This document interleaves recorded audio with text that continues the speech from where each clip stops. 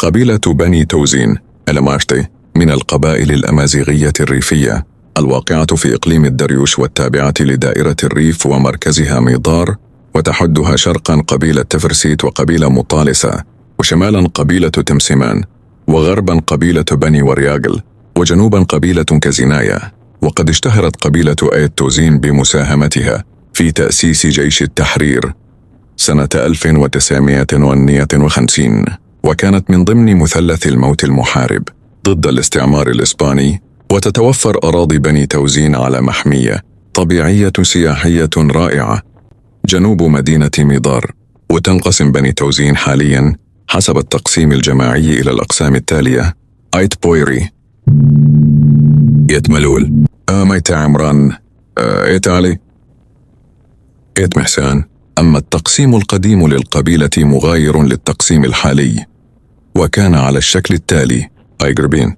ومن مداشرهم أيت إبراهيم أو علا، ومن مداشرهم أي بوبسين، أي بوكيلا، أي بردعان، أيت القاسم، ومن مداشرهم أي حردوم، أي بوحرقام، أي مساتلن، أي حاريون، بني بولري، ومن مداشرهم أي شملالن، أي ماروشن، أي تولالين، أي مديون، أي زناكين، ومن مداشرهم إختوتين، أي حزين، أي توانكيش، ومن مداشرهم أي تبوغازي، أي تبومدور، بني ملول، ومن مداشرهم أي ترحو، أي تحمو، أي تعجوزة، أي مربطين، بني تابان، ومن مداشرهم تفدست، أي قردوحن، أي الظاهر، ومن مداشرهم أهل الزاوية، أو أيت عمران، أهل تسافت، ومن مداشرهم بني يحيى، ومن مداشرهم إجعونا، أيت تلمقايت تيزر لقضاء، أيت العالي، ومن مداشرهم أي زكارن، أي حدوتن، أيت زيان، ومن مداشرهم أعثمان، أيت المهدي، أي حدوتن، ومن مداشرهم أيت وعراس، ومن مداشرهم أيت الحاج عمار، أيرزوكن، ومن مداشرهم أيت بن محمد، أيت جاع، أيت حند وعمره،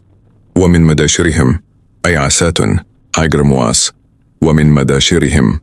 أيت الدشر، أي قراين، أيت تارنت، عين سباونت، بني حسن،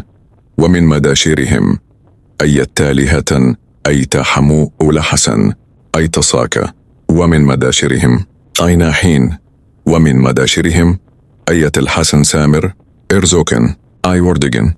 ومن مداشرهم أي شعيبين، أي خيار،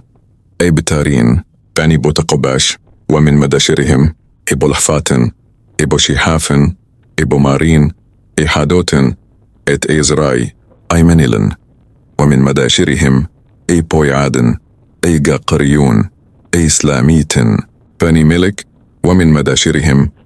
أيت بوبراهيم، إكتارن، عين تامرت، أي حدوشن، ومن مداشرهم أيت بوديلب، أيت تارزوت. ورد ذكر قبيلة بني توزين في كتاب وصف إفريقيا للرحالة الحسن الوزاني الشهير باسم ليون الإفريقي، وذلك خلال رحلته المؤرخة سنة 29 1965، فقال: يتاخم هذا الجبل مرتفعات ساغنغان من جهة الجنوب، ويمتد على مسافة نحو 10 أميال بين صحراء كرط ونهر النكور، ولهذه الكتلة الجبلية نحو 16 ميلا تحيط بها السهول من جهة، والسكان أحرار يزرعون أرضهم دون أداء أي إتاوة، لا لقائد تزوطة، ولا لأمير أمجاو، ولا لأمير بادس، لأن عندهم من الفرسان ضعف ما عند هؤلاء الثلاثة جميعا، فضلا عمن لهم من دالة على أمير أمجاو بسبب مساعدتهم إياه في تقلد إمارته. ويجاملهم أيضا ملك فاس لأنهم أصدقاء أسرته منذ القديم قبل أن تصبح أسرة مالكة.